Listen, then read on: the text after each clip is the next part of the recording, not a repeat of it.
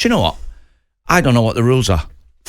Honestly, I've been in football all my life, and they change the rules that many times. Like, is it silhouette? Is it, your arms are in a unnatural position? I don't think anybody knows the laws. It's not even called the rules now. They've changed that. You've got to call it the laws. Do you think that we could book pundits who are familiar with the rules next time we get somebody? Do you know the laws, though, Laura? I like. Oh yeah, I think Antonio, right? He's a yard from the ball, and he's looking the other way, and the ball hits him on the arm. Then Harry Maguire jumps for a corner, puts his arm out, just trying to defend himself, because you can't jump with your arms by your side. Ball hits him on the arm. That one's not a penalty. It happens every week, though. I think people are getting fed up with it. They do get fed up with the lack of consistency as well, because I think you can watch games with similar things happening with different results, and I think that's a big frustration.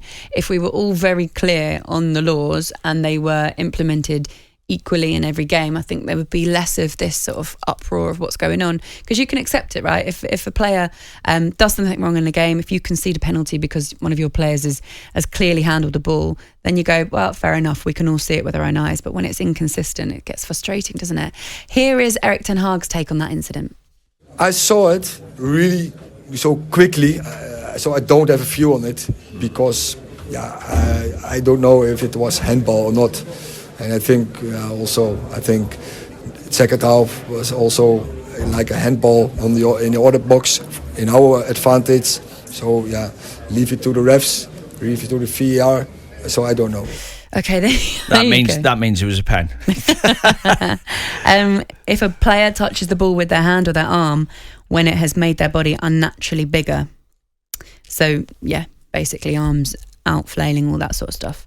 And if you're not making I suppose if you're not making your body unnaturally bigger, but you bring your hand in to block the ball, I don't know. It's just right. There's no rule that you have to put your arms behind your back when you're defending. No, but it's just safer to put them there.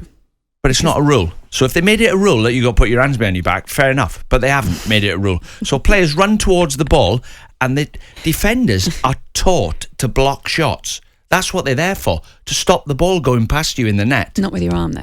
No, so they go out, and sometimes they're stretching. If you stretch for anything, your arms come out.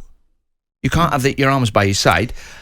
But the point-blank ones are shocking. What was the one at Arsenal? When was it Saliba, when he was that close to the ball? Someone tried to hook it over his head and it hit his arm.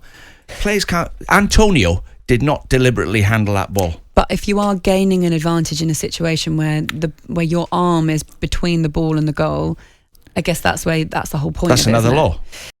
talkSPORT Breakfast with Laura Woods, Monday to Wednesday mornings 6 till 10 on AM, on DAB, via the talkSPORT app and on your smart speaker.